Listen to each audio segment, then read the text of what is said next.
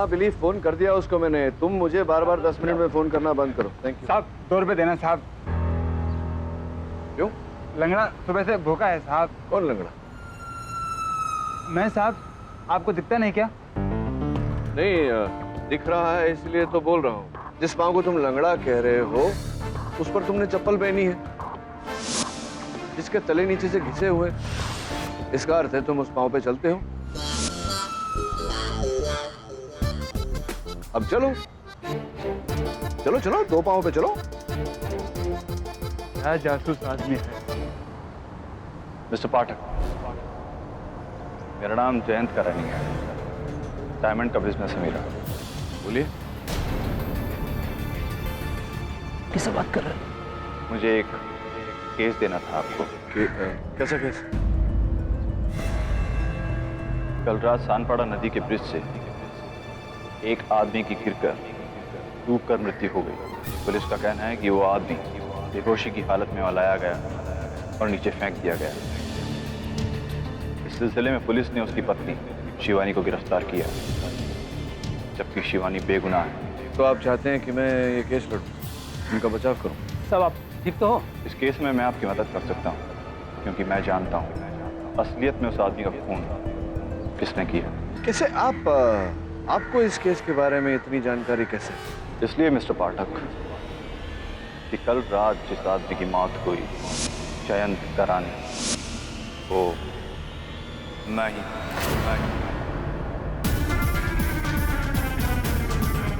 Have a good day mister पाठक।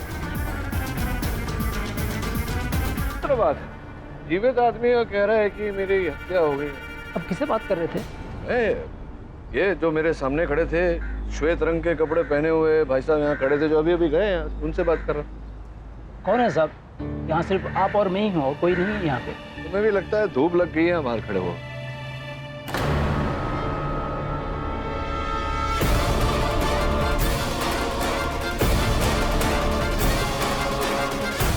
हमने आज सुबह ही उस औरत को गिरफ्तार किया है, लेकिन तुम्हें कहां से पता चल गया?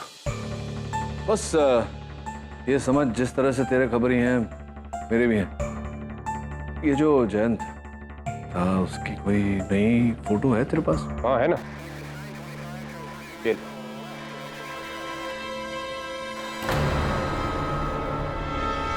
कल रात जिस आदमी की मौत हुई, जयंत करानी, वो मैं ही। तुम तो ऐसे देख रहे हो जैसे कोई आदमी नहीं भूत है। भूत नहीं, आदमी है, लेकिन ये आदमी, इसी की मृत्यु हुई है ना? पक्का? हाँ केडी, हमें उसकी लाश मिली है और लाश का पोस्टमार्टम भी हो चुका है। मैंने जयंत को नहीं मारा केडी सर। माना कि हम दोनों के बीच में बहुत प्रॉब्लम थी, पर इस तरीके से इसकी जान ले लेना कभी नहीं सर। सर प्लीज मुझे बचा लीजिए। शिवानी, ये बताओ, तुम्हारा ये पति का कोई जुड़वा भाई या हम शक्ल? नहीं सर, जहां तक मुझे पता है। पर क्यों? नहीं, इसलिए पूछ रहा था कि इस केस के बारे में उन्हीं ने, तुम्हारे पतिदेव ने ही मुझे बताया। जयंत ने? ये बताया कि तुम निर्दोष। मैं समझता हूँ कि बात विचित्र है ना, मुझे संदेह है कि कोई और है जो। इसमें कोई अजीब बात नहीं है सर, मुझे पता ही था ऐसा ही होगा। जयंत हमेशा से तांत्रिक शक्तियों में विश्वास रखते थे और वो कहते थे शरीर केवल एक ढांचा है और आत्मा अमर होती है। इसीलिए मरने के कई दिनों बाद तक आत्मा इस दुनिया में रहती है, ताकि अपने अधूरे काम को पूरा करने की कोशिश कर सके। नहीं, वो तो है, लेकिन मुझे विश्वास है कि जिस व्यक्ति से मैं मिला वो आत्मा नहीं, मनुष्य ही था। जो भी हो, बहुत शीघ्र पता चल जाएगा कि कौन था। इस समय तुम मुझे बताओ कि अंततः उस रात हुआ क्या था? क्यों सर, क्या आपको जयंत ने कुछ भी नहीं बताया? मरा हुआ आदमी जिंदा होकर आपके पास आया और फिर उसने कहा कि उसे किसने मारा? किसने नहीं मारा? केटी, आई थिंक तुम बैक टू बैक बहुत केसेस ले रहे हो ना, तो मेरे को लगता है तुम्हारे माइंड पर इफेक्ट हुआ है। वैसे ये दवाई आप किसके ले रहे हैं? मेरे दांतों का ऑपरेशन हुआ था ना, उसके लिए दर्द निवारक। हो सकता है इस ड्रग का कोई साइड इफेक्ट हो। अक्सर ड्रग से हैलुसिनेशन भी होते हैं। बच्चों वाली बातें मत कर वरुण, पेन किलर है, पहली बार नहीं खा रहा। अब प्रश्न ये उठता है कि वो व्यक्ति था कौन? हमशक्ल था जयंत का या कोई और? विचित्र बात यह है कि मैं बात कर रहा था उसके साथ, लेकिन समाचार पत्र वाला जो खड़ा था वो कह रहा था कि मुझे दिखाई नहीं दिया, कोई है ही नहीं। ये कैसे हो संभव है?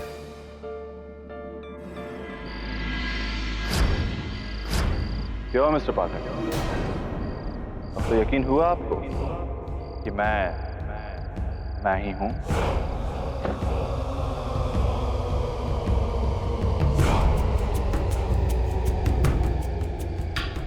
अब विश्वास करना थोड़ा कठिन हो रहा है, क्योंकि जयंत जी की तो मृत्यु हो गई। तो फिर आपने शायद सुना होगा या पढ़ा होगा, किसी व्यक्ति की जब इच्छा अधूरी रह जाती है तो उसके मरने के उपरांत उस व्यक्ति की आत्मा धरती भरी भटकती रहती है जब तक कि उसकी इच्छा पूरी न हो जाए। राइट, ऐसा बोलते हैं लोग। तो आप बोल रहे हैं कि आप जयंत जी नहीं, उनकी आत्मा है। मैं क्या हूं, मैं क्या नहीं हूं, ये जरूरी नहीं है। जरूरी ये है शिवानी निर्दोष है। अच्छा, तो अगर शिवानी जी निर्दोष हैं तो दोषी कौन? मेरा मैनेजर कांति, उसी ने मुझे मारा। अगर आपको सबूत चाहिए तो उसके फ्लैट के बाथरूम में लॉफ्ट है जिसमें लाल रंग का डब्बा है, उसमें उसके गुनाह के सारे सबूत आपको मिल जाएंगे। लेकिन ये आपको क्या? अदालत में सारे सबूत काम आएंगे, याद रखिएगा। लॉफ्ट, लाल रंग का डब्बा। लाल रंग का डब्बा तो ठीक है, सुनिए, अरे मेरी बात तो सुनिए ना। आप मेरे से बात करें सर? नहीं भाई साहब, आपसे नहीं बात कर रहा हूँ, मुझे अभी सज्जन यहाँ से गए हैं, उनसे बात कर रहा है। अरे साहब, मेरे को तो कुछ दिखाई नहीं दे रहा है, लगता आज आप कुछ चढ़ा कर आए हैं।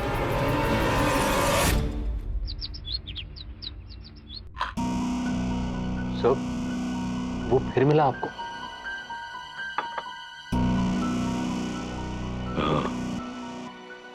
सर, मैं सीरियसली कह रहा हूँ, ये दवाई सर आप प्लीज बंद कर दीजिए। पगला गया है क्या वरुण? वो कोई भूत नहीं, मनुष्य है। कोई तो है जो खेल खेल रहा है मेरे साथ। मैं भी पीछे नहीं हटने वाला। देखना चाहता हूं कि ये खेल हमें कहां तक लेकर जाता है। वैसे मैनेजर कांति की बात कर रहा था। कांति? तू जरा जा उसके घर छानबीन कर, देख कांति की अलमारी में से कितने भूत निकलते हैं।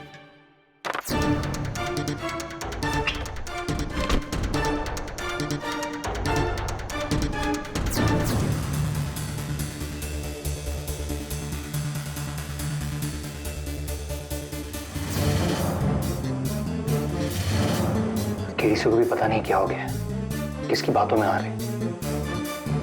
I'm sure उस दवाई का साइड इफेक्ट हुआ। यहाँ पर कोई लाल डब्बा नहीं मिलने वाला।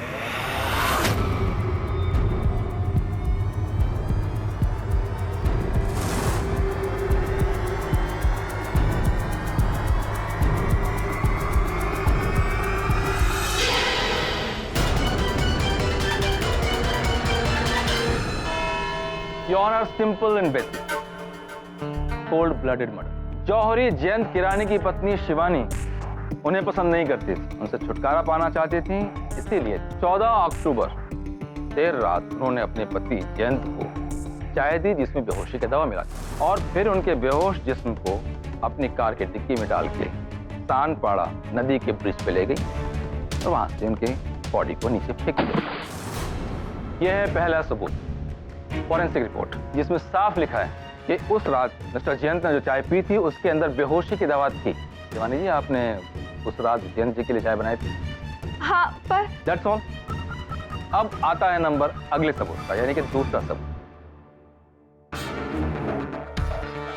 ये कुछ बाल हैं इसके अंदर, मिस्टर जयंत के, जो शिवानी जी की कार की डिक्की में से मिले। इससे यह साबित होता है कि उनकी बेहोश बॉडी उस डिक्की में थी। सबूत नंबर 3, शिवानी जी का झुमका जो मौका वारदात यानी कि सानपाड़ा ब्रिज के ऊपर पाया गया, इसका मतलब ये वहां थी। इसके बाद एक गवाह, और वो हैं मिसेस शिवानी के पड़ोसी मिस्टर जरीवाला। सर, उस रात मुझे नींद नहीं आ रही, तो मैं टीवी देखने बैठ गया। टीवी देखने के बाद भी मुझे नींद नहीं आई, तो मैं अपनी बालकनी में गया। बालकनी से मैंने देखा कि शिवानी एक बड़ा सा कारपेट उठाकर अपनी गाड़ी की डिक्की में डालने की कोशिश कर रही है। मुझे लगा शायद कारपेट में कुछ है, पर इससे पहले कि मैं नीचे उतर के उनसे कुछ पूछता, वो वहां से निकल चुकी थी। समय क्या था? उस रात मैं एक टीवी शो रिकॉर्ड करके देख रहा था, जो करीब 2 बजे खत्म हुआ। तो मेरे हिसाब से मुश्किल से 2:05 हुआ होंगे। 2:05। इनके घर से सानपाड़ा ब्रिज का डिस्टेंस रात की स्पीड के हिसाब से करीब 30 मिनट का है। कार की डिग्गी में से बेहोश बॉडी को निकाल के ब्रिज से नीचे नदी में फेंकने में 10 मिनट तो लगा ही हो। पोस्टमार्टम की रिपोर्ट के हिसाब से टाइम ऑफ ड्राउनिंग यानी कि डेथ रात के 2:45 के करीब। That's all, Your Honor. Pathak ji, 4 किले ठोक दी आपके केस की ताबूत। लग जाइए काम। कीलें तो आपने ठोक दी प्रोसिक्यूटर साहब, किंतु ये कीलें इतनी पतली और दुर्बल है कि इन्हें निकालने में मुझे अधिक समय नहीं लगेगा। योर ऑनर, उस घर में 4 और व्यक्ति रहते हैं। 2 सेवक, जयंत जी की माता जी और उनकी छोटी बहन कामिनी। अब जो चाय शिवानी जी ने बनाई थी वो कामिनी जी लेकर गई अपने भाई साहब। भाभी,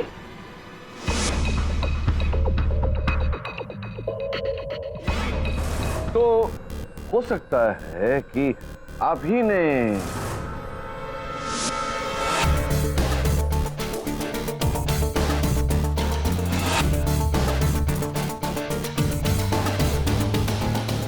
क्या? आपको पता है कि आप क्या कह रहे हैं? माना कि मैंने वो चाय का कप लिया था भाभी से भैया तक पहुंचाने के लिए, लेकिन मैंने उसमें कुछ नहीं मिलाया। लेकिन यही बात तो आपकी भाभी जी भी कह रही हैं।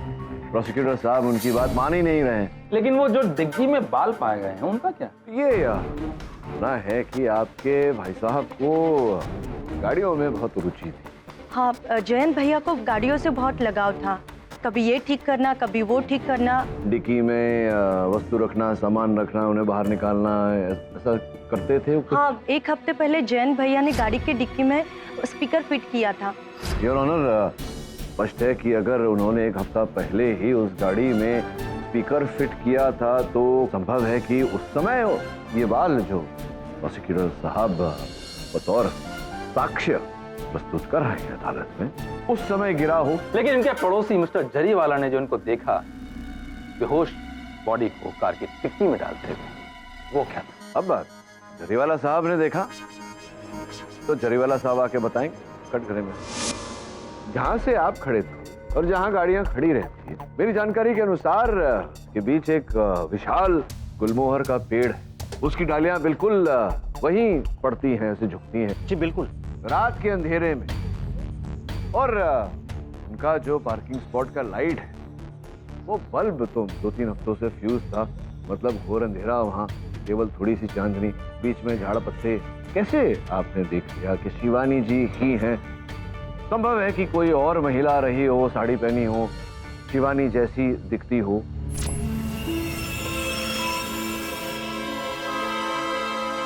हाँ, लेकिन वो कारपेट? चलिए ये बताइए, कारपेट का रंग क्या था? वो अंधेरे में दिखा नहीं। यही तो कह रहा हूं मैं आपको कि अंधेरे में आपको ठीक से दिखाई नहीं दिया, और जब कारपेट का रंग ही नहीं दिखाई दिया तो कारपेट के अंदर पड़ी हुई लाश कैसे दिखाई दिया आपको? अच्छा, एक और बात बताइए, आप 2 बजे तक अपना शो देख रहे थे जी, तो आपको कैसे पता चला कि 2 ही बजे थे? जी मैंने घड़ी देखी। घड़ी देखी थी जी, और गाड़ी देखी जी, और इनकी घड़ी और इनके बीच में योर ऑनर कोई पेड़ नहीं है और ना ही इस पेड़ में कोई पत्ते हैं। कितने बजे बोला आपने? 2:05 को गाड़ी निकली बाहर जी। प्रोसिक्यूटर साहब का ये कहना है योर ऑनर की वहां से सानपाड़ा ब्रिज 30 मिनट की दूरी पर है।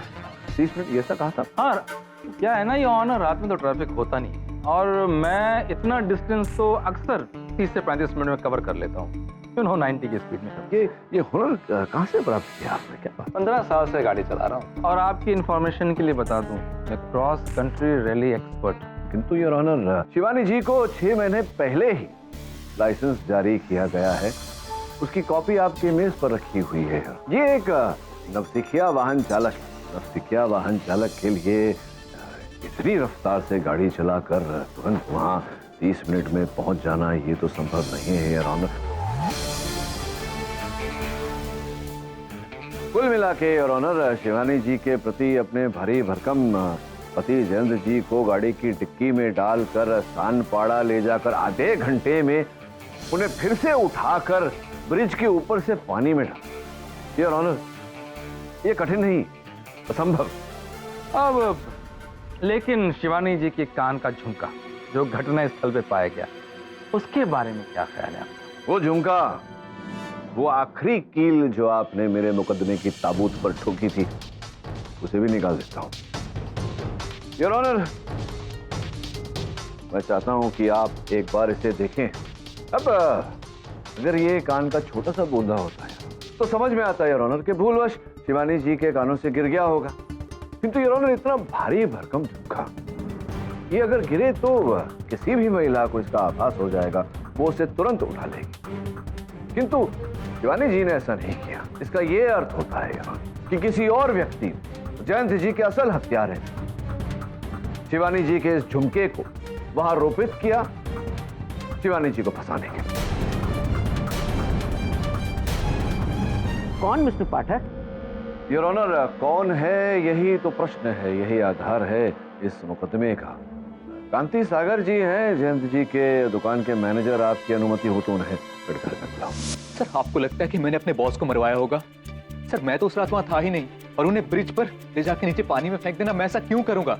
मैं उनका पुराना वफादार हूँ। वफादार हैं आप? देखो कांति भाई, जो वफादार होता है उसे दूसरा व्यक्ति आस्तीन का सांप कहकर तो नहीं बुलाता, जिस प्रकार से जयंत जी आपको बुलाते थे आस्तीन का सांप।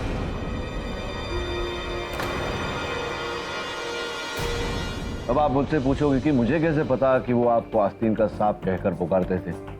शंभू काका जब चाय लेकर गए उनके पास तो किसी से फोन पर वो वार्तालाप कर रहे थे, जोर जोर से चिल्ला रहे थे, कह रहे थे आस्तीन का सांप है तू। और जब हमने उनके फोन की सूची निकलवाई तो पता चला कि उस समय वो आपसे वार्तालाप कर रहे थे, तो आस्तीन का सांप वो आप ही को कह रहे होंगे। अब बताइए, आप वफादार हैं या आस्तीन का सांप?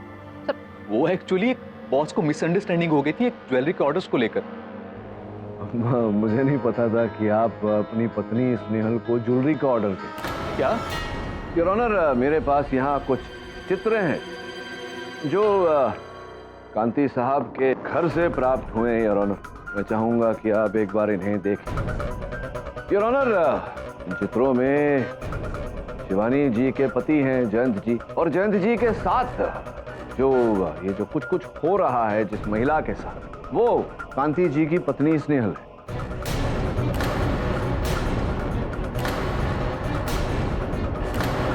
संभव है कि आपको ये जो कुछ कुछ हो रहा था जयंत जी और आपकी पत्नी स्नेहल के बीच में, आपको इस बात का ज्ञान हो गया और आपने बदला लेने के लिए आक्रोश में आकर उन्हें ब्रिज से नीचे डालकर उनकी हत्या कर दी।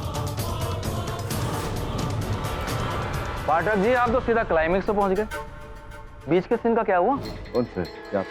भाई, अपने जो जयंत जी थे मरहूम, उनके चाय में बेहोशी की दवा डाली गई।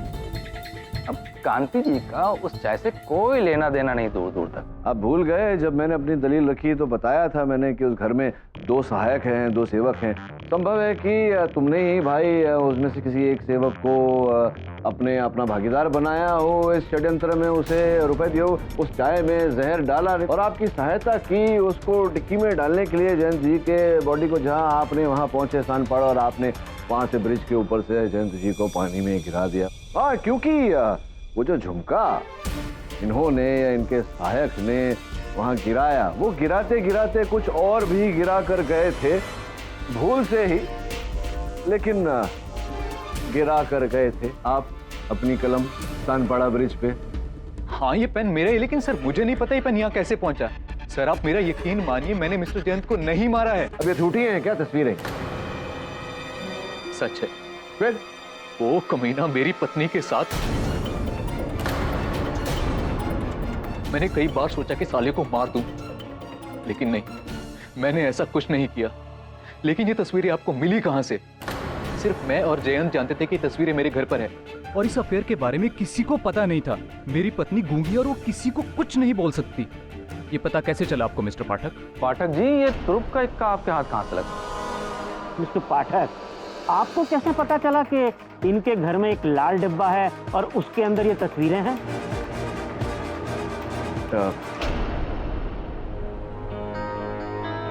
योर ऑनर, दुर्भाग्यवश झूठ नहीं बोल पाता मैं मेरी प्रवृत्ति मेरे स्वभाव में ही नहीं। किंतु मैं सत्य बताऊंगा अदालत में तो योर ऑनर उस पर विश्वास करना कठिन होगा। इन चित्रों के बारे में मुझे जयंत जी ने बताया। अच्छा, उनके मरने से पहले? अगर मृत्यु से पहले बताया होता तो बात पर विश्वास करने में कठिनाई क्या होती प्रोसिक्यूटर साहब। मृत्यु के पश्चात बताया योर ऑनर।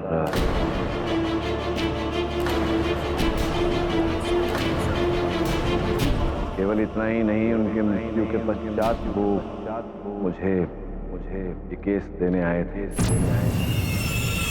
क्यों वो केवल मुझे दिखाई पड़ते हैं और किसी को दिखाई नहीं देती योर ऑनर? मैं इस बात को समझ नहीं पा रहा हूँ।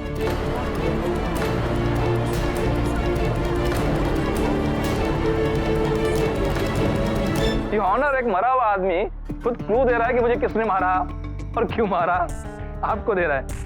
Very nice, very interesting, in fact very interesting. Mister Pathak, इस अदालत में इस तरह के बेहुदे मजाक की कोई जगह नहीं है। किंतु योर ऑनर, आप जैसे सीनियर और सुलझे हुए वकील से मुझे ये उम्मीद नहीं थी। इतने बड़े इल्जाम लगा रहे हैं आप, किस बलबूते पे? एक मरे हुए इंसान के? सर मैं कुछ और कहना चाहता हूं। मैं जो कुछ भी कहना चाहता हूं, मैं अपने आप को बचाने के लिए नहीं कहना चाहता। जब मुझे मेरी पत्नी और अपने बॉस के अफेयर के बारे में पता नहीं था। क्या बात है सर, आजकल आप काफी परेशान रहते हैं।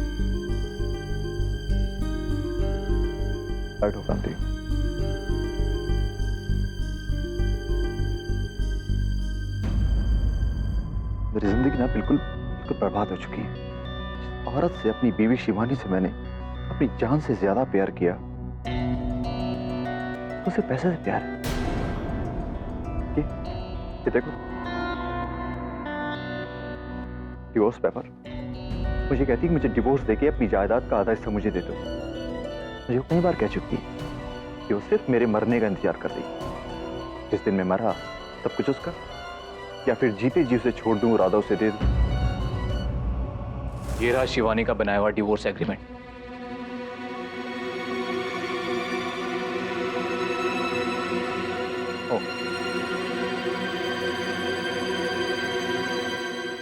हाँ, तो आपके जयंत जी ने मेरे लिए भी एक क्लू छोड़ दिया कि आपने उनकी हत्या क्यों की? पैसों के लिए? नहीं, मैंने अपने पति को नहीं मारा है। तो पाठक जी, अब क्या करेंगे आप? चाहिए अपने भूतनाथ जी से विचार विमर्श कीजिए।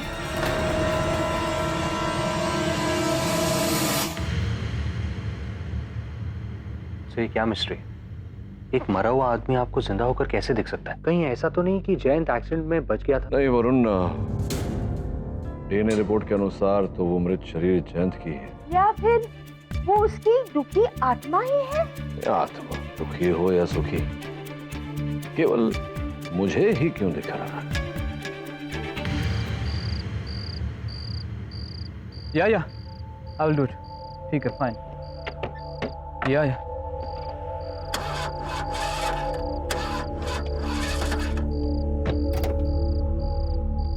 अरे हाँ यार, तुम्हारे पास ही आ रहा था, लेकिन एक गाड़ी बंद हो गई है। अब पता नहीं कौन सी नई मुसीबत आन पड़ी है। जस्ट मैं फोन करता हूँ तुम्हें, वापस रुको।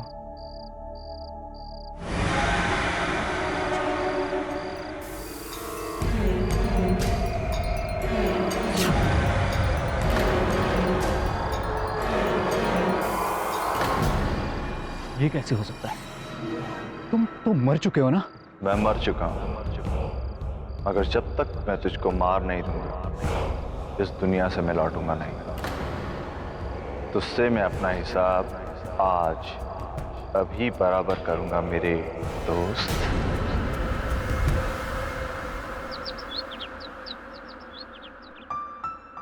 थोड़ी मेरी चाय दे।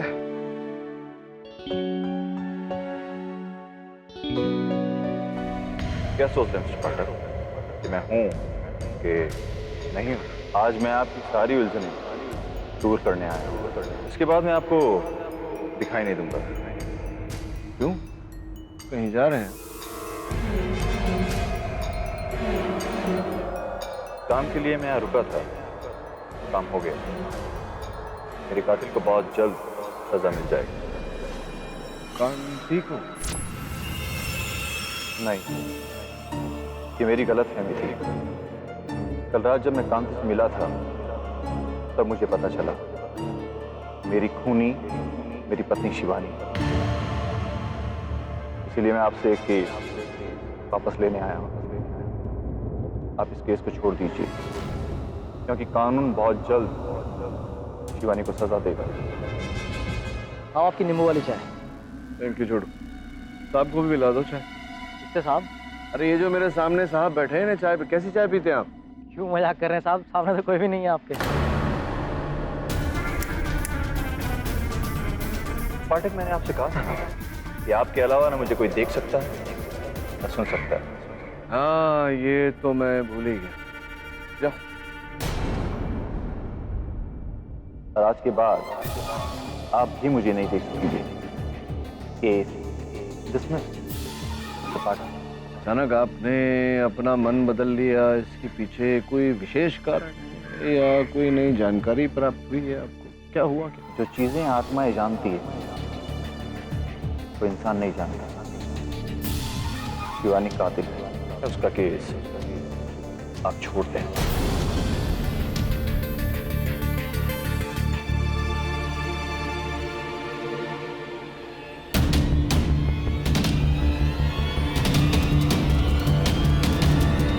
जग में इतनी विचित्र बातें होती हैं, कुछ विचित्र बातों के पीछे तथ्य होते हैं, कुछ विचित्र बातों के पीछे नहीं। आज फिर मेरी भेंट उस भूत से, उस आत्मा से हुई। तो ये आप क्या कहें? केवल मैं नहीं हूं जिसे जयंत की आत्मा दिखाई दे रही है। कांति भाई है ना, अजय जी के स्टोर के मैनेजर। कांति सागर? हाँ,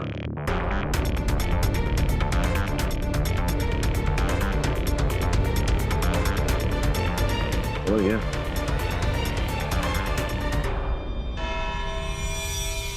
योर ऑनर, पाठक जी, सुना है वो अपना जैन जी की आत्मा आपसे मिली थी। इस बार क्या बात थी? क्या बोला उन्होंने? प्रोसिक्यूटर साहब, अभी अदालत में वो बातें करके क्या लाभ होगा, क्योंकि अदालत तो केवल जीवित व्यक्तियों का कथन दर्ज करती है, मृत व्यक्तियों का नहीं। तो आप जानते ही हैं। एक काम कीजिएगा, अगली बार जब मिले ना आप उनसे तो उनको बोलिएगा भाई आप अदालत में आ जाइए, यहीं आके बोलिए अदालत में सबके सामने, हम लोग सब सुनेंगे, बड़ा मजा आएगा। नहीं, भेंट करवा देते हैं ना आपकी, क्यों नहीं? कहाँ भेंट करना चाहेंगे, नीचे या ऊपर? मिस्टर पाठक, मिस्टर प्रोसिक्यूटर, आप दोनों एक दूसरे पर छींटाकसी बंद करें और केस की कार्यवाही शुरू करें। Prosecution first.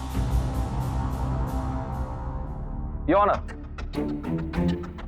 मिस्टर पाठक ने इस केस में एक ऐसे गवाह की गवाही पे बेस किया है जो मर चुका है। मतलब ये है कि उसकी मौत हो चुकी है और वो क्लू दे रहा है इन्हें। वेल, हमारे जो रिस्पेक्टेड ओपोनेंट फ्रेंड हैं उनकी मैं इज्जत करता हूं और मैं उन्हें झुठला नहीं रहा हूं। ऐसी अविश्वसनीय घटनाएं हो जाती हैं कभी कभी, लेकिन ऐसी चीजों को विश्वास करने से पहले हमें पूरी तरह से कंफर्म करना बहुत जरूरी है। तो मैं उस 1% डाउट को भी क्लियर करने के लिए उन लोगों को बुलाना चाहता हूं जो उस वक्त मौजूद थे उस जगह पे जहां वो आत्मा हमारे पाठक जी से मिली थी। हाँ साहब, मैं वहाँ पे था, लेकिन पाठक साहब अपने आप बात कर रहे थे हवा में, वहाँ कोई नहीं था साहब। मैंने भी देखा साहब, वहाँ कोई नहीं था। मुझे लगा साहब का स्क्रू वो गिरा होगा। साहब, मेरे को तो दूर से दिखाया भी लेकिन वहाँ कोई नहीं था। ये तो इन्होंने उनका ऑर्डर लेने के लिए भी कहा, लेकिन मैंने कहा वहाँ सामने कोई नहीं, पता नहीं इन्होंने क्या देखा। ठीक है, आप जा सकते। तो पाठक जी, आपके अलावा मिस्टर भूतनाथ को किसी ने नहीं देखा। अब इसका मतलब समझ रहे हैं आप? लगे रहो मुन्ना भाई, बहुत ज्यादा केसेस लड़ रहे हैं आजकल आप, जिसका प्रभाव आपके दिमाग पे बहुत ज्यादा पड़ा है।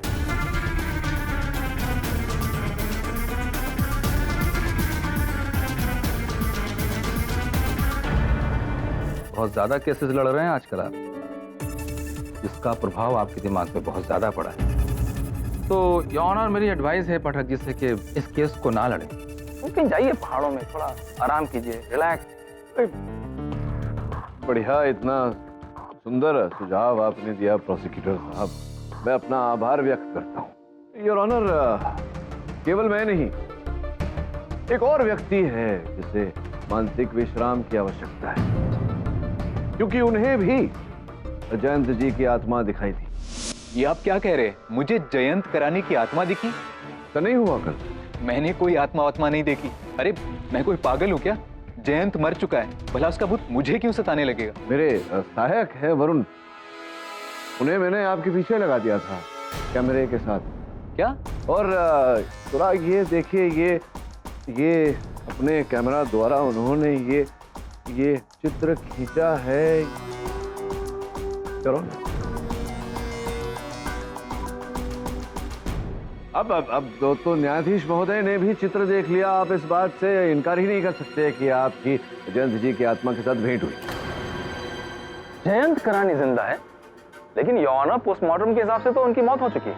जी योर ऑनर, दुर्भाग्यवश अब जयंत जी जीवित नहीं रहे। तो ये जो उसका भूत है, ये कौन? हाँ, ये उसका भूत ही है, कल रात मुझे मिला था। मुझे बचा लो, मुझे बचा लो। Order order. मतलब आप मानते हैं कि आप दोनों के बीच भेंट हुई? क्यों हुई, क्या क्या कारण था इसके पीछे? मैंने तुम्हें नहीं मारा है, कोई और है, मैंने तुम्हें नहीं मारा। देखो तुम्हें जो चाहिए मुझसे ले लो, लेकिन मैंने तुम्हें नहीं मारा है। बचना चाहते हो? हाँ। तो 20 करोड़ के हीरे जो मैंने तुम्हें रखवाली के तौर पे दिए थे, मुझे वापस लौटा। मेरी जान बख्शो, मैं सारे हीरे तुम्हें लौटा दूं। अगर मुझे अपना सामान मिल गया तो मैं तुम्हारी जिंदगी बख्श सकता हूँ। ओ हेलो, किससे बात कर रहे हो भाई? हवा से? जाओ भाई जाओ, रात बहुत हो गई है। हीरे? कुछ हफ्ते पहले जयंत ने टैक्स वालों की रेड से बचने के लिए 20 करोड़ के हीरे मेरे पास रखवाए थे। मुझे लगा उसकी मौत के बाद उन हीरों को मैं रख लूंगा, लेकिन उसकी आत्मा उसे लेने वापस आ गई। उस फोटो में जो नीला बॉक्स है, वो हीरे उसमें ही रखे हुए।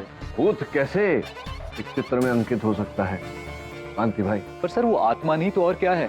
कोई मरने के बाद कैसे जिंदा हो सकता है? नहीं हो सकता। इसी बात को लेकर योर ऑनर मेरा मन भी बड़ा विचलित था। तो कल जब मैंने जयंत जी को चाय की दुकान पर देखा, तब जाकर मेरा संदेह विश्वास में बदला। उस समय दो बातें हुई। ये आत्मा तो नहीं है, ना ही किसी प्रकार का प्रोजेक्शन था। इस बात का तो खुलासा हो गया। और इन हीरो की कहानी के बाद अब पूरा विश्वास हो गया है कि ये पूरा खेल इन 20 करोड़ के हीरो के लिए ही खेला गया है। लेकिन सर, वो आत्मा सिर्फ मुझे दिखी थी और किसी को नहीं। अरे भाई, अभी कुछ लोग गवाही देके गए, उनको भी नहीं दिखी। वो आपने जब गवाहों को बुलाया, उन्होंने आपके पक्ष में गवाही दी। योर ऑनर, आपकी अनुमति हो तो मैं बुलाऊं, मेरे पक्ष में देंगे? अनुमति है। हाँ तो भाई, कुल मिला के कथा ये है कि मैं जानता हूँ तुम्हें वहां उस स्थान पर पहले ही भेजा गया था, तैनात किया गया था। अब तुम्हें ये बताना है कि इस कार्य के लिए तुम्हें उस व्यक्ति ने कितने रुपए दिए। अगर नहीं बताओगे तो उतने ही वर्षों की जेल करवाऊंगा, तुम्हें जेल करवाऊंगा। Your honour, 10,000।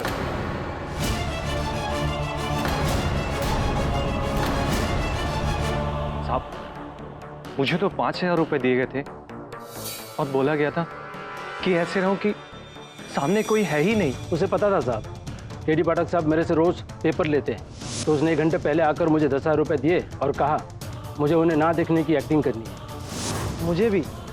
हमको पैसे देकर बोला कि एक्टिंग करो, जैसे केडी सर के साथ कोई है ही नहीं। 4 झूठे गवाह, योर ऑनर। अब तो ये साबित हो गया है कि वो कोई आत्मा नहीं इंसान है, लेकिन आखिर वो आदमी है कौन? जयंत का जुड़वा भाई? योर ऑनर, मैं समझाता हूं, आप क्यों खड़े जाइए।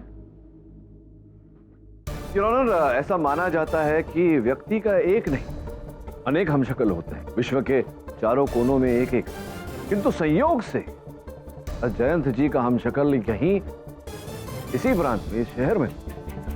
अब उसे हीरो की जानकारी कहां से प्राप्त हुई, कैसे प्राप्त, क्या खेल उसने खेला, कैसे खेला, ये तो स्वयं उन्हीं से पूछना पड़ेगा, वो बताएंगे। लेकिन पाठक जी, आप उसे ढूंढेंगे कहाँ पृथ्वी के कोने में? आप अद्भुत हैं प्रोसिक्यूटर, अद्भुत हैं। आपने इतना नहीं सोचा कि अगर मैं अपने सहायक वरुण को इनके पीछे लगा सकता हूं इनका चित्र लेने के लिए, तो इंस्पेक्टर दवे को भी तो लगा सकता हूं उनके पीछे, उन्हें पकड़ने के लिए। आइए इंस्पेक्टर दवे।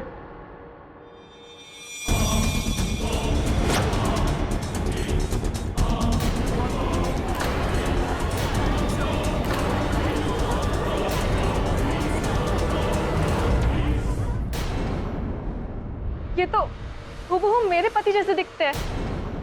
कटघरे में लाइए ना।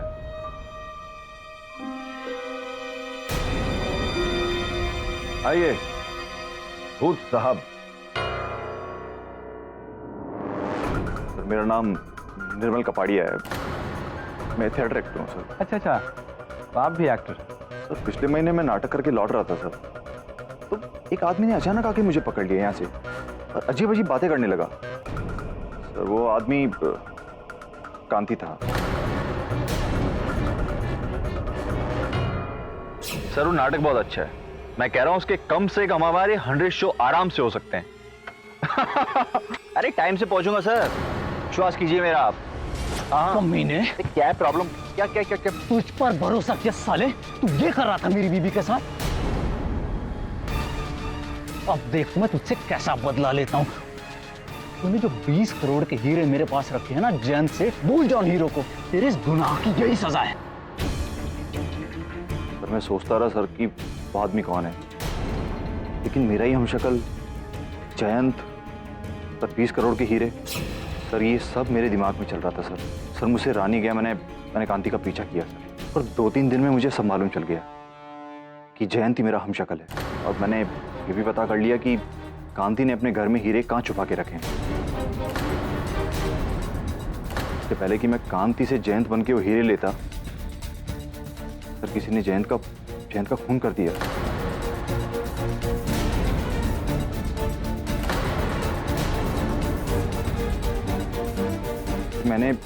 मैंने सोचा कि मैं जयंत तो बन ही सकता। मेरे दिमाग में एक विचार आया सर, मैं जयंत की आत्मा बनकर आपके पास पहुंच गया सर।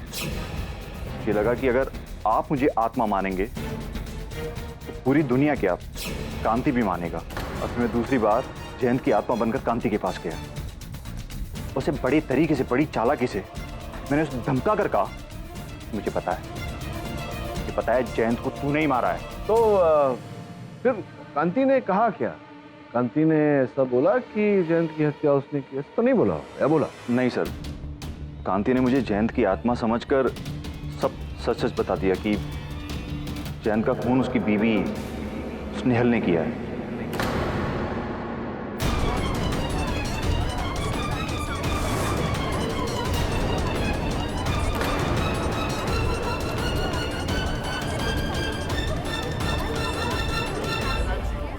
स्नेहल ने जयंत के घर की नई नौकरानी शारदा के जरिए उसके टी बैग में बेहोशी की दवा मिलवा दी।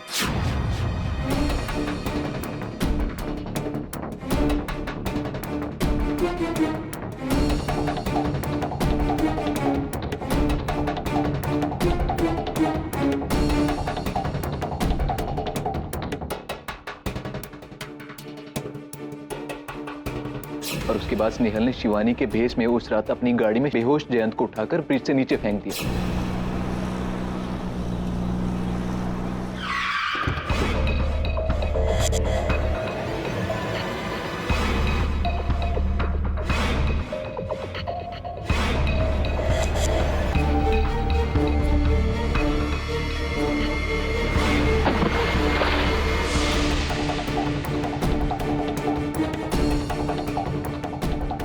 शिवानी को फंसाने के लिए उसका झुमका भी वहां साथ में फेंक दिया। सर, स्नेहल ने ये इसलिए किया क्योंकि जयंत उसको बार बार ब्लैकमेल कर रहा था। अब मुझे ये सब बाद में पता चला। मैंने सोचा 20 करोड़ मिल गए, चुप रहो, लेकिन अंत भला तो सब भला। आत्मा जी ने आपसे अंततः सच बुलवा ही दिया। जैसा कि कहते हैं योर ऑनर, होनी को कौन टाल सकता है। ये जो हमारे आत्मा जी यहाँ उपस्थित हैं, इन्होंने मेरी सहायता लेनी चाहिए अपनी योजना को आगे बढ़ाने के लिए, किंतु जाने अनजाने में इन्होंने ऐसा कुछ कर दिया कि मेरी सहायता इन्होंने कर दी। इस केस के परिणाम तक पहुंचने के लिए, सत्य को उजागर करने के लिए। तो डिफेंस रेस्ट। ये अदालत स्नेहल सागर को मिस्टर जयंत करानी के कत्ल के इल्जाम में दोषी पाते हुए उन पर तुरंत कार्रवाई करने का हुक्म देती है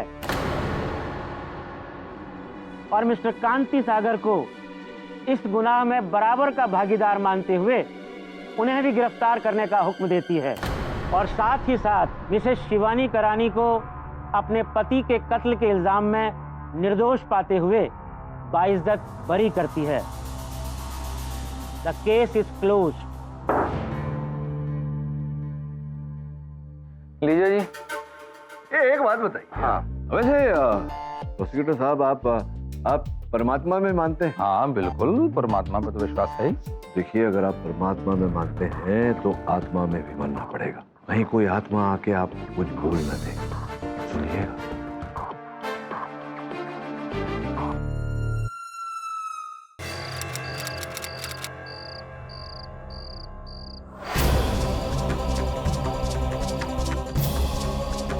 नष्ट कर दूंगा मैं आज इस पाप को। ना रहेगा बांस, ना बजेगी बांसुरी। कृष्णा,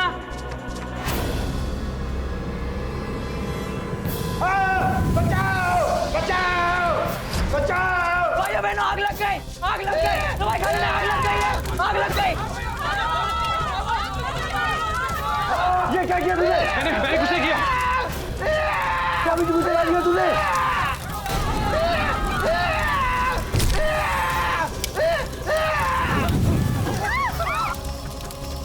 अरे इसे कुर्सी को चला दिया। मैंने मशाल थी, मैंने देखा था।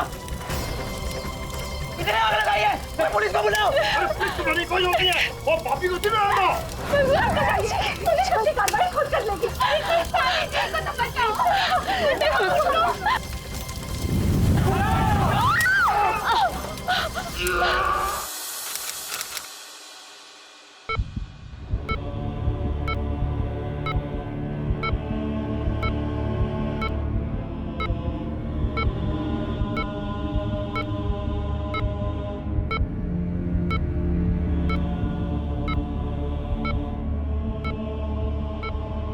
सत्यानंद जी, क्या आप मुझे सुन सकते हैं? प्लीज मेरी बातों का जवाब देने की कोशिश कीजिए। आप जले कैसे? क्या यह हादसा था या किसी ने आपको जलाया जानबूझकर?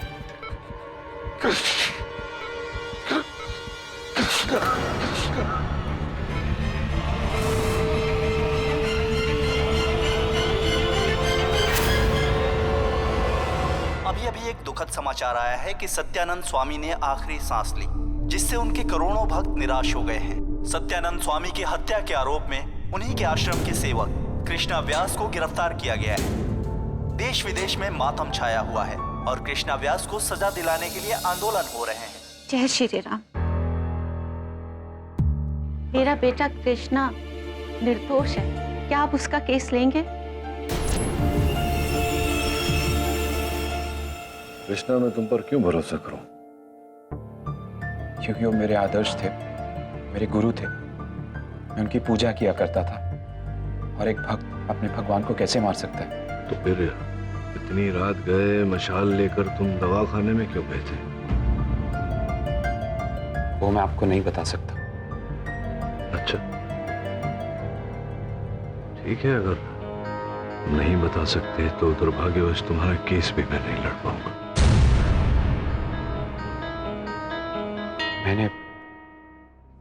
6 महीने पहले स्वामी जी को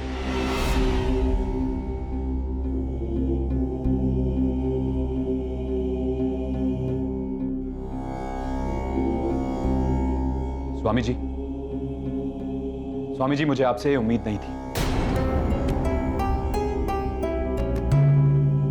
कृष्णा, मैं ध्यान में लीन था। तुम कुछ समय तक प्रतीक्षा नहीं कर सकते थे? नहीं, क्योंकि मुझे बहुत बड़ा आघात लगा है।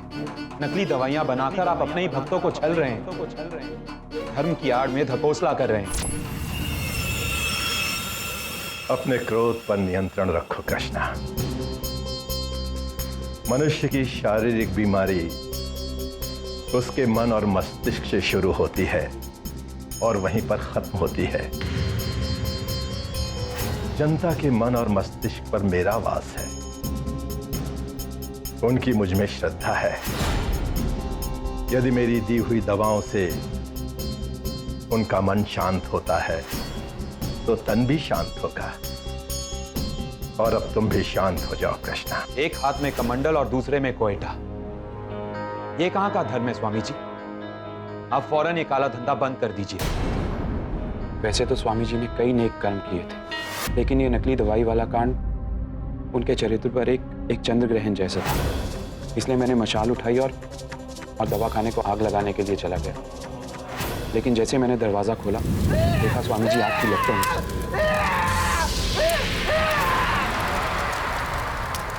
अपनी माता की सौगंध खाता हूं, मैंने स्वामी जी को नहीं जलाया।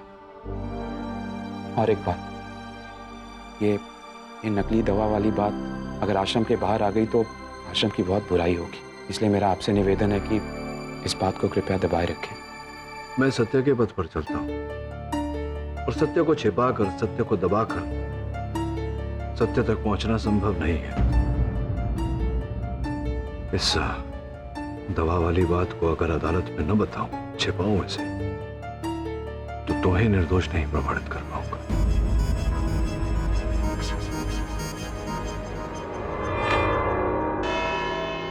स्वामी सत्यानंद जी ने अपने आखिरी स्टेटमेंट में यह कहा था कि कृष्णा ने उन्हें मारा है, लेकिन कृष्णा जी चुप हैं। भाई कृष्णा जी, उस रात आप दवाखाने में मशाल लेकर क्यों गए थे?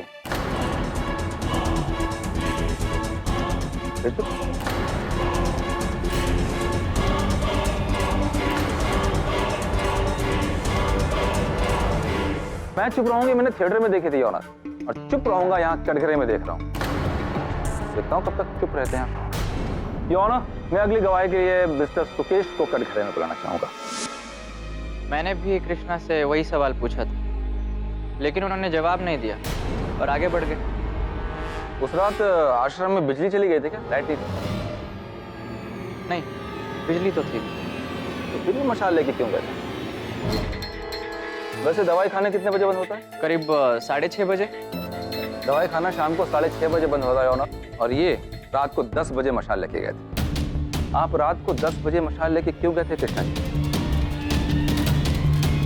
कृष्णा, प्रोसिक्यूटर के सवाल का जवाब दीजिए। चलिए, वो भी मैं ही बताया था ऑनर कि वो क्या करने गए। वैसे तो उस रात दवाखाने में आग लगने की वजह से सारी दवाइयां जल चुकी थी, लेकिन कुछ दवाई के सैंपल्स बचे रह गए थे, उनमें से मेरे पास। या ऑनर, ये वो दवाइयां हैं जो सत्यानंद जी अपने भक्तों को दिया करते थे। ये दवाई दमे की है, और इस दवाई में कैल्शियम कार्बोनेट यानी कि चौक है, जिससे हम ब्लैक बोर्ड पे लिखते हैं, वो है, और विटामिन बी। और ये है आर्थराइटिस की दवा, जोड़ों की दवा। इसके अंदर है विटामिन सी और शमशान से चुराई हुई भस्म, जिन्हें दे के वो अपने भक्तों को उल्लू बनाया करते थे। हमारे स्वामी निस्वार्थ और निष्ठावान थे, पापी और ढोंगी नहीं थे। हमारे स्वामी पे कीचड़ उछालना बंद करो। बंद करो, बंद करो, बंद करो, बंद करो, बंद करो, बंद करो। ऑर्डर, ऑर्डर, आप बैठ जाइए। योर ऑनर, ये थी हमारे स्वामी सत्यानंद जी की सच्चाई। वो एक ढोंगी बाबा थे, और ये बात कृष्णा को पता थी, इसीलिए तुम गए थे ना दवाई खाने में कृष्णा। कृष्ण, तो सच है, बताओ। जी हाँ, मैं वो सारी दवाइयां जला देना चाहता था ताकि स्वामी जी किसी और के साथ छल ना कर सके। सिर्फ दवा ही नहीं, आपने दवा बनाने वाले को भी जला दिया और इसी प्रोसेस में आपका हाथ भी जल गया।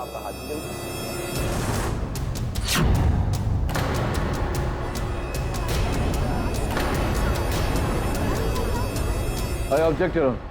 अगर कृष्णा सत्यानंद जी को जलाना चाहता तो उनके कक्ष में जाता, दवाखाने में नहीं जाता यार। लेकिन पाठक जी, कक्ष में तब जाते ना ये जब स्वामी जी खुद कक्ष में होते। स्वामी जी काले काम रात के अंधेरे में करते थे।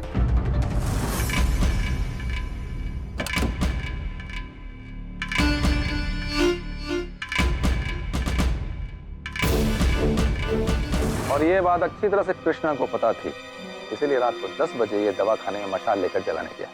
योर ऑनर, एक और व्यक्ति है जिनके पास सत्यानंद जी की हत्या का हेतु था और वो वहां घटनास्थल पर उपस्थित भी थे। श्री पराग पीरामल जी को मैं कटघरे में बुलाना चाहूँ। मैं एक बिल्डर हूँ और नवी मुंबई में जहाँ स्वामी सत्यानंद का आश्रम है उसके बाजू वाला 3 एकड़ का प्लॉट मेरा है। हाँ, किंतु जिस धरती के टुकड़े पर सत्यानंद जी का आश्रम था, जानकारी के अनुसार आप उसे भी प्राप्त करने का प्रयास कर रहे थे। जी, मैं पिछले 1 साल से उनको समझा रहा था कि वो गैर कानूनी प्लॉट मुझे दे दे। गैर कानूनी अर्थात अवैध? कैसे था अवैध? करीबन 20 साल पहले स्वामी सत्यानंद ने इस प्लॉट पर अपना छोटा सा आश्रम बनाया था और सुनने में आया कि जयप्रकाश रवरानी नाम के किसी एनआरआई का ये प्लॉट था जो उन्होंने हड़प लिया और तब से जयसुख रवरानी लापता। हमारे स्वामी जी पे गलत इल्जाम मत लगाइए, वो बड़े दयालु थे। उन्होंने घर घर जाकर भिक्षा मांगकर ये आश्रम बनवाया है। ऑर्डर ऑर्डर, आप अपनी जगह पर बैठ जाइए। बोलिए बोलिए। जिस रात सत्यानंद जी की हत्या हुई, आप गए थे उनसे भेंट करने आश्रम? जी, वो मुझे मना कर रहे थे, इसीलिए मैं उनको ऑफर देने गया था कि वो प्लॉट मुझे दे दे, बदले में मैं उनको रुपया देता और 50 किलोमीटर दूर एक बहुत बड़ा एम्प्टी प्लॉट भी देता और चाहिए तो वहाँ आश्रम भी बनाकर देता। और स्पष्ट है कि सत्यानंद जी ने आपका ये प्रस्ताव अस्वीकार किया। आप तहश में आकर उन्हें वहाँ लेकर गए दवाखाने में और उन पर ये ज्वलनशील रसायन डालकर आपने उन्हें आग लगा दिया। पीछे के दरवाजे से पलायन हुए और आगे के दरवाजे से वापस आए। What nonsense! आप लॉयर हैं या स्टोरी राइटर? कुछ भी कहानी बनाए जा रहे हैं। मुझे पता है कि स्वामी जी एक पब्लिक फिगर थे। उनका खून करना यानी कि मीडिया को अट्रैक्ट करना, पूरे देश में न्यूज़ फैल जाती और मेरा वो प्रोजेक्ट कंट्रोवर्शियल हो जाता, मेरा वो प्रोजेक्ट अटक जाता और मुझे करोड़ों रुपए का नुकसान होता। और दूसरी बात, जब स्वामी जी जल रहे थे तब मैं उनके अतिथि गृह में था। आपको यकीन नहीं आए तो आप सुकेश जी से पूछ सकते हैं। जी हाँ, स्वामी जी कुछ काम के लिए दवाई खाने की ओर जा रहे थे कि तभी उन्होंने मुझे पीरामल जी को अतिथि गृह में विश्राम करवाने के लिए कहा। मैं उन्हें वहाँ पर बिठा के उनके लिए केसर का दूध लाने ही जा रहा था कि तभी मुझे कृष्णा दिखे और उसके बाद जो हुआ वो मैं आपको पहले बता चुका। योना, सुकेश ने पीरामल जी की तरफ से गवाही दे दी। अब मैं उस शख्स को बुलाना चाहूंगा जो कृष्णा के खिलाफ गवाही देना चाहता है, नितेश महाराज। कृष्णा जो भी स्वामी जी पे इल्जाम लगा रहा है सारे के सारे झूठ, बेबुनियाद। आपके अनुसार कौन करता था दवाइयों की हेराफेरी? कृष्णा करता था दवाइयों में हेराफेरी।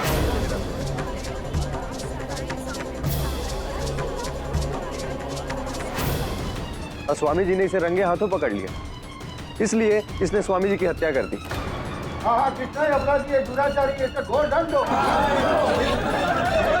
ऑर्डर ऑर्डर, आप सब शांत हो जाइए। जो गुनहगार है उसे सजा जरूर मिलेगी। एक बात बताइए, जब वहाँ दवाई खाने में आग लगी तो वहाँ सबसे निकट तो सुकेश था। उससे पहले, उससे पूर्व आप वहाँ कैसे पहुँच गए? मैं उस समय अपने कक्ष में था, धुएं का अंबार देखा, स्वामी जी के चीखने की आवाज सुनी, मैं तुरंत भागा वहां से। बहुत उच्च कोटि के धावक होंगे आप, कि आश्रम के परीक्षण के अनुसार आपका कक्ष तो वहां से कुछ 500 मीटर की दूरी पर है। इतनी तीव्र गति से दौड़कर सर्वप्रथम वहां पहुंच गए। मैं इतनी रात में दवाई खाने में क्यों जाऊंगा? योर ऑनर, इनके प्रश्न का उत्तर तो मीरा जी देंगी, आपकी अनुमति हो तो न बोलो। नितेश महाराज का बहुत आदर करती थी मैं, लेकिन उन्होंने मुझे हमेशा वासना की नजरों से ही देखा।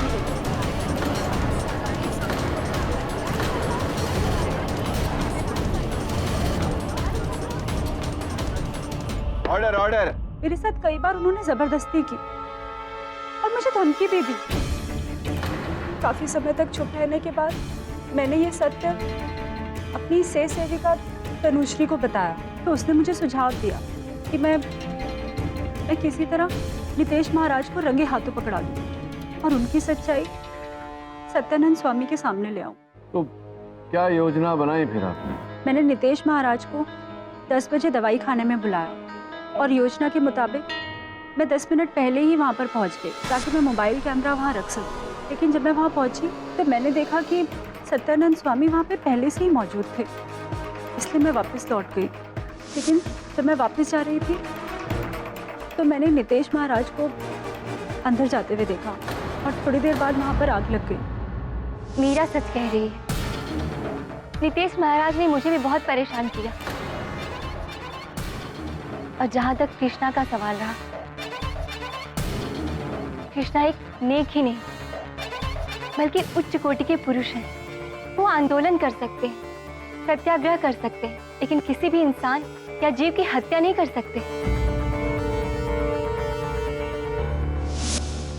झूठ बोल रही है ये लड़की, सरासर झूठ बोल रही है। मैं कोई हवसखोर इंसान नहीं। और बात यहाँ मेरे चरित्र की नहीं हो रही, बात हो रही है स्वामी जी की हत्या की। और दुनिया जानती कि स्वामी जी मेरे पालक पिता थे। 3 महीने का जब कोई मुझे स्वामी जी के आश्रम के बाहर छोड़कर चला गया। ऐसे पिता की मैं हत्या क्यों करूं? एग्जैक्टली योर ऑनर, इनके पास कौन सा मोटिव ऑफ मर्डर है? योर ऑनर, हत्या का हेतु तो था इनके पास। आप केवल स्वामी जी के सेवक बने रहने से संतुष्ट नहीं थे।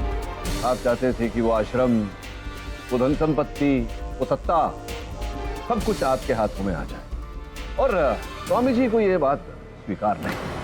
आप दवाखाने गए तो थे मीरा जी से भेंट करने, किंतु उनके स्थान पर स्वामी जी को देखकर आप स्तब्ध रह गए। आपने तुरंत अपनी योजना पलटी, स्वामी जी पर वो रसायन छिड़का, उन्हें आग लगा दिया ताकि सारी वो धन संपत्ति और सत्ता आपके हाथों में आ जाए। फिर पीछे के द्वार से पलायन किया और आगे के द्वार से आ गए ताकि सबको ऐसा लगे कि स्वामी जी की मृत्यु आग लगने के कारण हो। सौभाग्य था आपका कि आपके पहले दुर्भाग्यवश कृष्णा वहां पहुंच गया और आरोप इनके सर लग गया। आई ऑब्जेक्ट योर ऑनर, ये सारे के सारे सर्कमस्टेंशियल एविडेंस हैं। ये नहीं प्रूव करते कि नितेश महाराज खूनी। किंतु प्रोसिक्यूटर साहब, मेरे मौकिल पर भी जिन साक्ष्यों के आधार पर ये आरोप लगाया गया है वो भी तो परिस्थितिक प्रमाण है, सर्कमस्टेंशियल एविडेंस, कुछ ठोस प्रमाण नहीं। इन्हें कैसे हत्यारा सिद्ध कर सकते हैं आप? लेकिन नितेश महाराज की उंगलियों के निशान दवाई खाने में नहीं पाए गए ना। इनके हैं, इनके पास मोटिव ऑफ मर्डर है। इनके पास भी, इनके पास उतना तगड़ा नहीं, इनके पास। ऑर्डर ऑर्डर, आप दोनों बहस करना बंद कीजिए। क्या आपके पास अपने पॉइंट्स प्रूव करने के लिए कोई इससे भी ठोस या मजबूत सबूत है?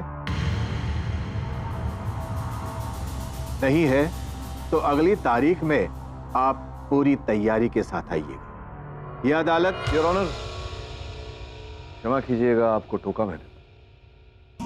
योर ऑनर, अदालत से निवेदन करना चाहता हूं कि जब तक प्रोसिक्यूशन के पास ठोस प्रमाण नहीं है मेरे मुवक्किल के विरुद्ध, तब तक कृष्ण जी को बेल पर रिहा किया जाए। I object your honour, object your honour, ये मर्डरर एक्यूज्ड है। डिफेंस की अपील मानते हुए यह अदालत कृष्णा व्यास को 50,000 की जमानत पर छोड़ती है, लेकिन उसे अपना पासपोर्ट पुलिस के हवाले करना होगा। The court is adjourned.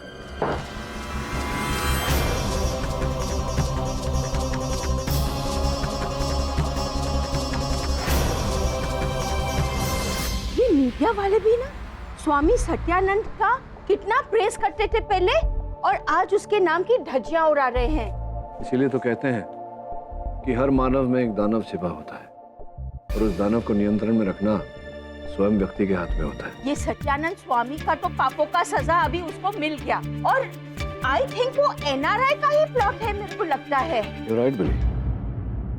ये मिस्टर जयसुख रवरानी का ही प्लॉट है। काम कर वरुण, जयसुख साहब के बारे में सब जानकारी प्राप्त कर। सर उसकी डिटेल्स तो निकलवा लूंगा, लेकिन समझ में नहीं आ रहा है कि 20 साल पहले जो आदमी लापता हुआ था उसका कृष्णा से क्या लेना देना। कृष्णा से नहीं, बाबा के साथ तो हो ही सकता है।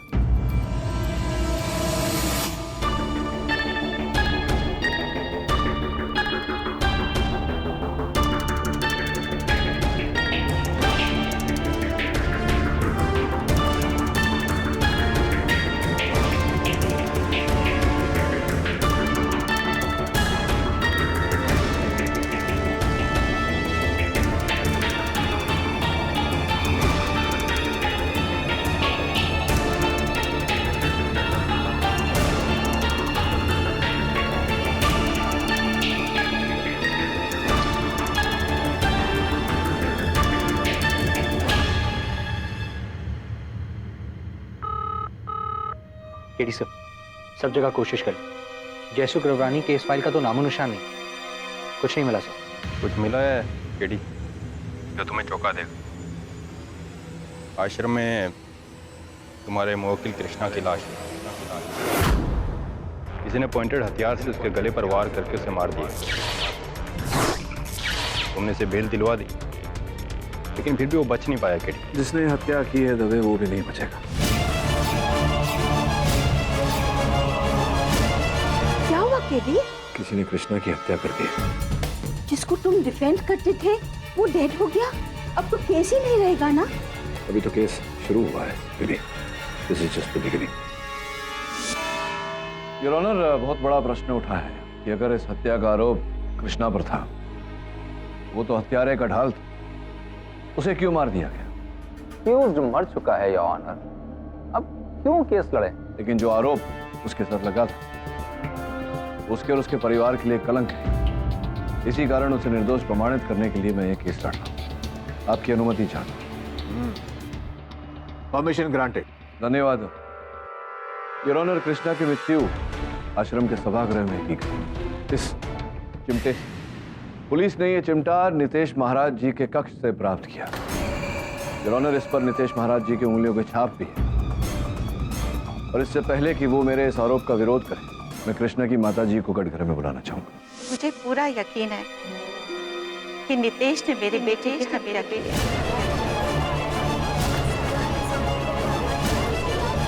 Order order, silence in the court please. आपके इस विश्वास के पीछे कारण क्या है? सत्ता और लोभ। नितेश आश्रम की बागडोर अपने हाथ में लेना चाहता था। तो मैं कष्टी क्या है, स्वामी जी के बाद तो आश्रम का उत्तरदायी वही था। तो स्पष्ट है कि पूरा बागडोर उसी के हाथों में होगा। नितेश के पैरों तले जमीन खिसक गई जब उसे ये पता चला कि स्वामी सत्यानंद की अपनी भी एक संतान है।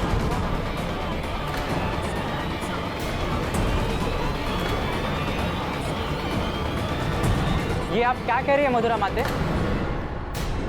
स्वामी सत्यानंद आजीवन ब्रह्मचारी थे और मरने के बाद उनके खिलाफ हम ऐसे लफ्ज बर्दाश्त नहीं करेंगे। Order order. आश्रम के सभी सेवक और सेविकाओं को ये मेरी आखिरी वार्निंग है। आप सभी शांति बनाए रखिए, वरना आप सभी को अदालत से बाहर निकाल दिया जाएगा। बताइए मधुरा जी, कौन है वो पुत्र और आपको उसके बारे में कैसे पता चला? मेरा बेटा कृष्णा सत्यानंद की असली संतान था।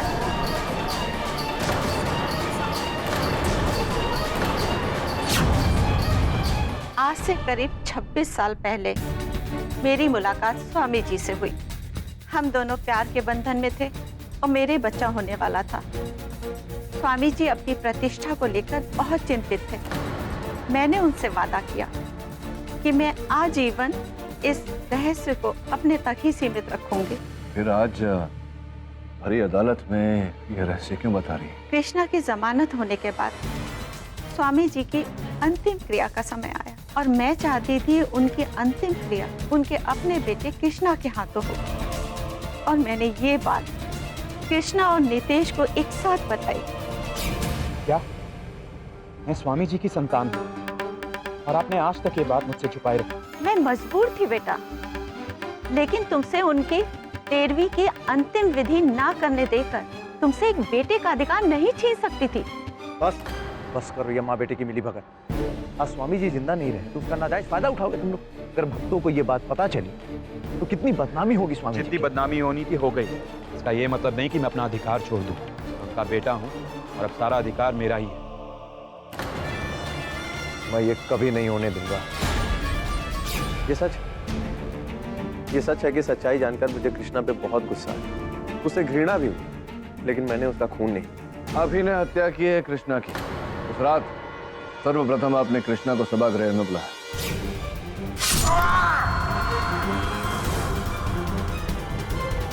तत्पश्चात आपने चिमटे को ले जाकर अपने कक्ष में छिपाया, क्योंकि आप जानते थे कि आपके कक्ष में प्रवेश करने का अधिकार किसी को नहीं। जज साहब, मैं निर्दोष हूं, मैंने कोई खून नहीं। तुम नहीं मारा है मेरे कृष्णा को। जज साहब, इसे जीने का कोई अधिकार नहीं है, इसका अंत कर दीजिए। आपको जो कुछ भी कहना है कटघरे में आकर कहिए। मैं पहले भी अदालत में बता चुकी हूँ कि नितेश महाराज का शारीरिक शोषण किया करते थे। मैं एक अनाथ हूँ, बेसहारा हूँ, इसलिए मैं कभी कुछ नहीं कर पाई। मैं और कृष्णा एक दूसरे को चाहने लगे थे। कृष्णा ने मुझे शक्ति दी कि मैं नितेश महाराज के खिलाफ अपनी आवाज उठाऊं। नितेश महाराज ये सब जान चुके थे और जैसे ही मैंने अपनी आवाज उनके खिलाफ उठाई तो उन्होंने कृष्णा को मार डाला। उन्होंने कृष्णा को मार डाला। प्लीज आप शांत हो जाइए, अपनी जगह पर बैठ जाइए। योर ऑनर,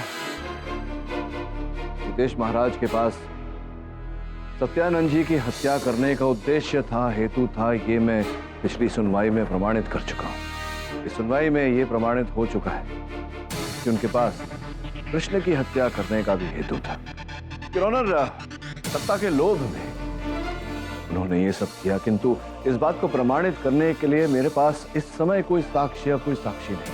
मैं अदालत से निवेदन करता हूं कि जब तक मैं साक्ष्य बटोर न तब तक नितेश जी को बंदी बनाया जाए, ताकि ये प्रमाण के साथ, साक्ष्य के साथ छेड़खानी न कर सके। यह अदालत बचाव पक्ष को 3 दिन की मोहलत देती है और तब तक के लिए नितेश महाराज को जुडिशियल कस्टडी में रखने का हुक्म देती है। The court is adjourned.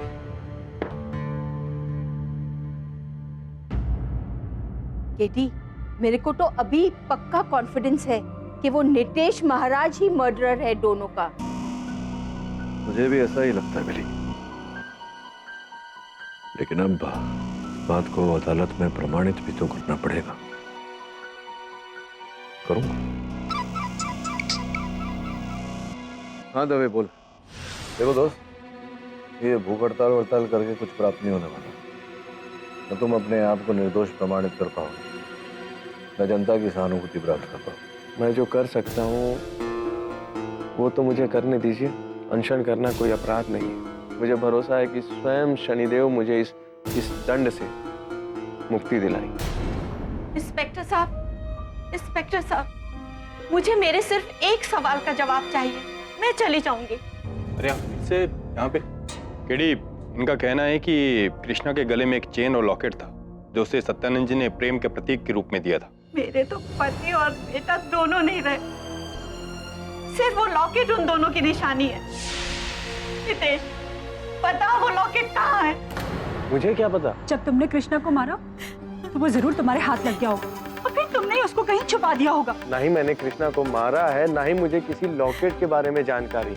वो मेरे परिवार की निशानी है, मुझे लौटा दो, मुझे लौटा दो।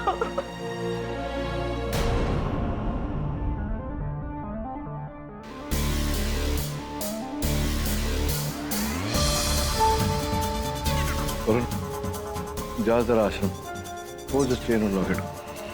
केडी, मथुरा जी की फीलिंग की मैं भी कदर करता हूँ, लेकिन एक मर्डर के केस में लॉकेट का झमेला कहाँ से घुसा रहे हो तुम? हत्या का केस है, छोटे से छोटा सुराग भी महत्वपूर्ण होता है।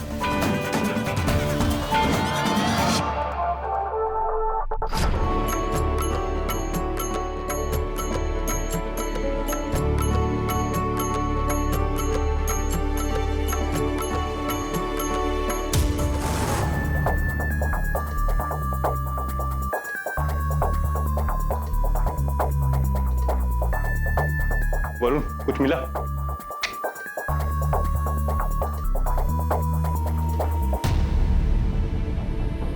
दबे, ये देख।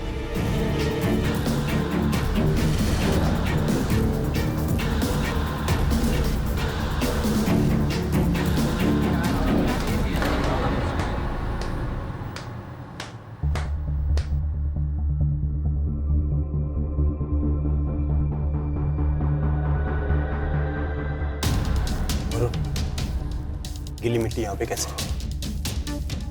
यहाँ भी लगी। अच्छा, यहाँ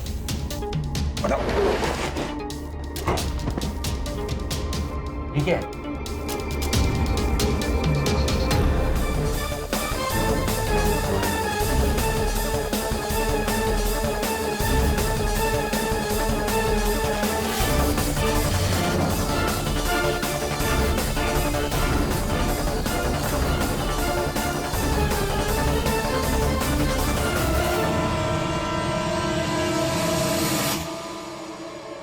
देखिए, जो बताना था मैं आपको बता चुका हूं। और अपनी बात प्रमाणित करने के लिए ये डीएनए रिपोर्ट्स भी है मेरे पास। अब तो दो बातें हो सकती है, या तो आप सत्य कथन करें या मैं अदालत में आपसे सच उगलवाऊं। बताइए क्या करना चाहते हैं?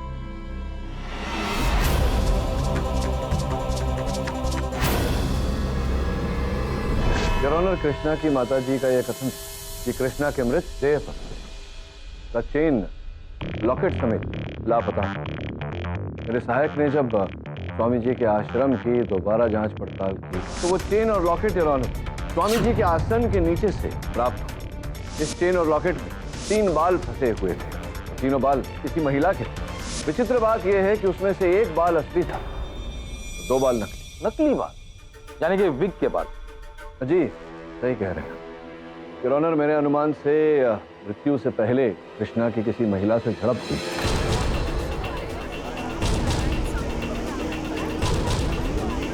योर ऑनर, सर्वप्रथम उस आश्रम से एक कंकाल के अंश प्राप्त हुए। योर ऑनर, सर्वप्रथम उस आश्रम से एक कंकाल के अंश प्राप्त हुए।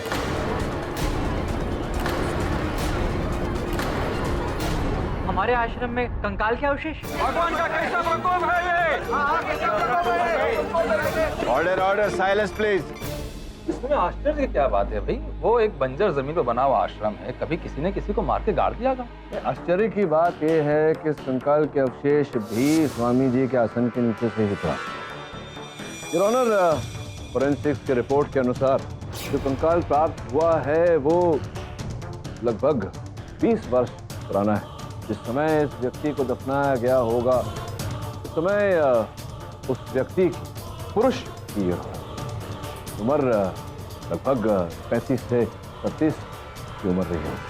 पाठक जी, आपने जब ये गड़ा मुर्दा उखाड़ ही दिया है तो साफ साफ बता दीजिए माजरा है क्या? सर्वप्रथम योर ऑनर, मैं पीरामल जी को कटघरे में बुला के कहना चाहता हूं। आपने पिछली अदालत में पीरामल जी ये कथन दिया था कि आप आश्रम जिस जमीन पर बनी है वो जमीन आप सत्यानंद जी से खरीदना चाह रहे थे। जी, क्योंकि to the best of my knowledge Swami Satyanand ने वो जमीन जयसुख रवरानी नाम के किसी एनआरआई से हथियाई थी। तो ये बात जो है ये कितने वर्ष पुरानी होगी?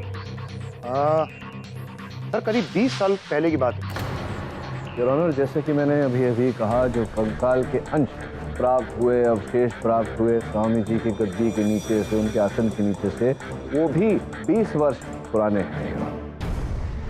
आपके कहने का मतलब ये है कि सत्यानंद जी ने 20 साल पहले एनआरआई जयसुख रमरानी को मार के इस जमीन में दफन कर दिया और उसके बाद उसी जमीन पे आश्रम बनाया और फिर जयसुख रवरानी के कब्र के ऊपर आसन लगा के खुद विराजमान हो गए।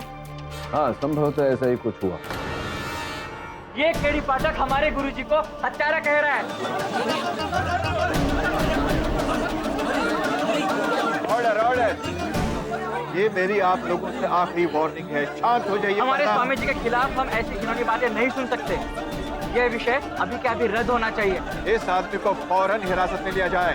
केडी पाठक हाय हाय, केडी पाठक हाय हाय। मिस्टर पाठक, उम्मीद करता हूं कि आप जानते हैं कि आप क्या कर रहे हैं।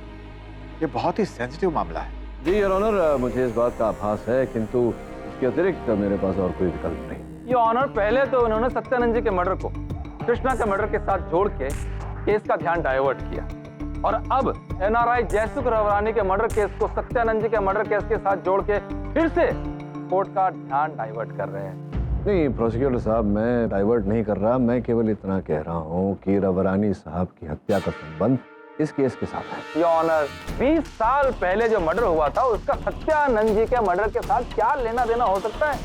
संबंध है, संबंध ये है योर ऑनर, कृष्णा के चेन और लॉकेट से जो बाल हमें प्राप्त हुए, महिला के बाल। योर ऑनर, डीएनए रिपोर्ट के अनुसार जिस महिला का वो बाल है, उस महिला की इस समय आयु लगभग 25 से 26 वर्षों की है। मुझे पूरा विश्वास है कि वो महिला जयसुख रवरानी जी की पुत्री। मिस्टर पाठक, आप कहना क्या चाहते हैं? अब मैं क्या कहूं योर ऑनर, आगे जो कहना है मीरा जी कटघरे में आकर कहें। मैं क्षमा चाहती हूँ कि मैंने पहले अदालत में झूठ कहा था। दरअसल सत्यानंद स्वामी का खून कृष्णा ने नहीं किया और न ही नितेश महाराज ने। सत्यानंद स्वामी का खून तो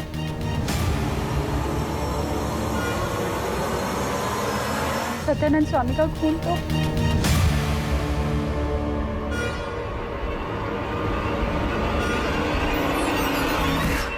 खून तो तनुश्री ने किया है। तनुश्री ने किया।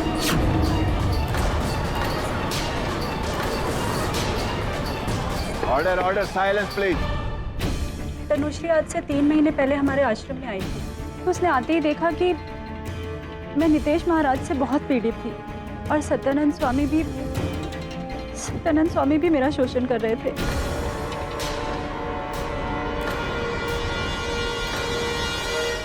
मेरा दर्द तनुश्री ने समझा, मेरी हमदर्द बनी, फिर उसने मुझे अपनी कहानी सुनाई। इस ढोंगी स्वामी ने मेरे पिताजी को अगवा कर लिया और उन्हीं की जमीन पे कब्जा कर लिया। उस वक्त मैं सिर्फ 5 साल की थी। नहीं तो उस स्वामी को मैं ही सबक सिखा देती। तो फिर अब क्या करने का सोच रही हो तुम? अब इस स्वामी से बदला लूंगी मैं। उसकी बात सुनने के बाद मैं उसकी बातों में आ गई और योजना के मुताबिक हमने रात को 10 बजे सत्यानंद स्वामी को दवाखाने में बुलाया। स्वामी जी, आप दिन भर अपने भक्तों की समस्याओं को सुलझाते सुलझाते थक गए होंगे, तो क्यों ना आज रात मैं आपकी थकावट दूर कर दूं? और ठीक 10 बजे हमने नितेश महाराज को भी वहां बुलाया और योजना के मुताबिक तनुश्री ने सत्यानंद स्वामी के ऊपर रसायन डालकर आग लगा दी।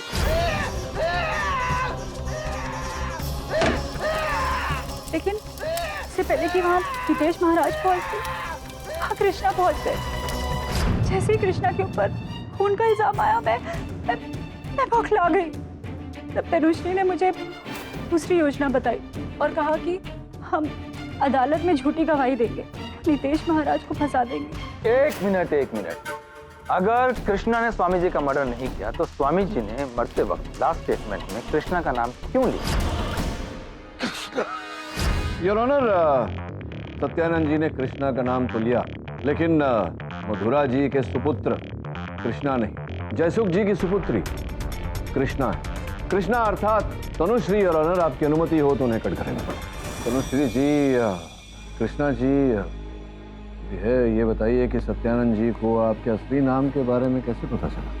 जब मैं उसे जलाने जा रही थी तब मैंने उससे कहा था।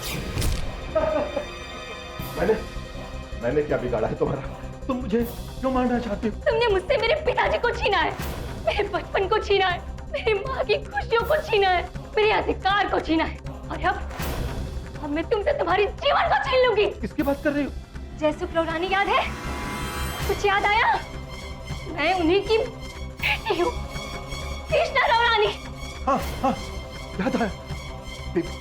20 साल पहले मैंने तेरे बाप को अपने आसन के नीचे दफना दिया था, और अब मैं तुझे भी दफना दूंगा।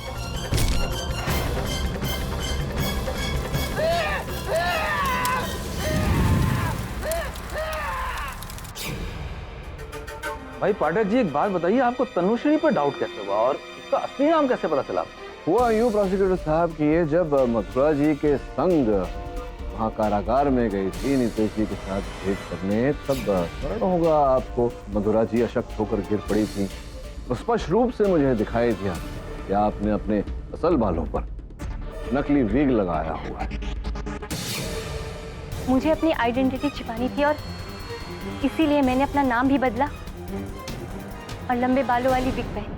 मेरी कौतूहलता जागी और मैंने वो बाल डीएनए टेस्टिंग के लिए भेजे और फिर उन्हें उस कंकाल के अवशेष जो प्राप्त हुए थे उनसे मैच करवाया, तो वो मैच हो गया। और फिर जब डीएनए मैच हो गया तो मैंने अपने सहायक वरुण को वहां भेजा इनके कक्ष की जांच पड़ताल करने के लिए। तो इनके कक्ष से ये ब्रिटिश पासपोर्ट प्राप्त हुआ।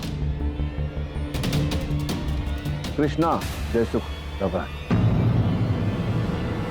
हाँ, मैं मेरे डैड की बेटी हूँ और वापस उन्हें लंदन ले जाने आई और इसीलिए सत्यानंद के आश्रम में रहती थी। मेरे डैड तो नहीं मिले, लेकिन मैंने उनका बदला जरूर ले लिया। एहसान फरामोश, मैंने तुम्हारा बदला लेने में तुम्हारी मदद की और तुमने मेरे ही होने वाले जीवन साथी को मुझसे छीन लिया। उसे मारने का मेरा कोई इरादा नहीं था। उस रात तो मैं सत्यानंद के आसन के नीचे से अपने डैड की अस्थियां लेने गई। तनुश्री, आप यहाँ क्या कर रही हैं? ये मेरे पिताजी हैं। इस साल से इस कब्र में बंद है। लेकिन ये यहाँ कैसे? ये जयसुख रौरानी और ये जमीन उन्हीं की थी, जिसे वो सत्यानंद स्वामी को देना नहीं चाहते थे, क्योंकि ये जमीन उन्होंने अपनी लाडली बेटी कृष्णा के नाम पे ली थी। कृष्णा बेटी? मतलब तुम तनुश्री नहीं हो, जयसुख रावरानी की बेटी कृष्णा हो? हाँ। विरामल के मुताबिक तो तुम्हारे पिताजी लापता हो गए, फिर तुम्हें कैसे पता चला कि उनका कंकाल इस आसन के नीचे गड़ा हुआ है? किसने बताया तुम्हें ये सच? तुम्हारे बाप ने, महान स्वामी सत्यानंद ने। क्या? कब? एक मिनट, मरते समय पिताजी कृष्णा कृष्णा कह रहे थे, मतलब उनका इशारा मेरी ओर नहीं बल्कि तुम्हारी ओर था। ये तुमने अच्छा नहीं किया। अभी भी समय है, आत्मसमर्पण करो, अपने पापों का प्रायश्चित कर दो। प्रायश्चित? जब मैंने कोई पाप ही नहीं किया तो प्रायश्चित किस बात की? मैंने एक रावण को मारा है। तुम अगर ये जिद नहीं छोड़ोगी तो मैं खुद तुम्हें पकड़वा दूंगा। मैं इसका बदला लेके रहूंगी। इस जमीन पे सिर्फ मेरा अधिकार है और मेरे मकसद के बीच में जो भी आएगा, उसके बाद उस यंत्र को मैंने नितेश के कक्ष में रख दिया ताकि उसे एक नहीं बल्कि दो दो खून के इल्जाम में फांसी लग जाए।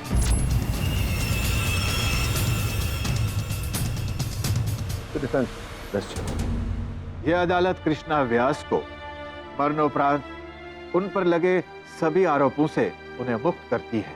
He is pronounced innocent। और तनुश्री उर्फ कृष्णा रवरानी को स्वामी सत्यानंद और कृष्णा व्यास के कत्ल में दोषी पाते हुए उन्हें फौरन गिरफ्तार करने का हुक्म देती है। Case is close.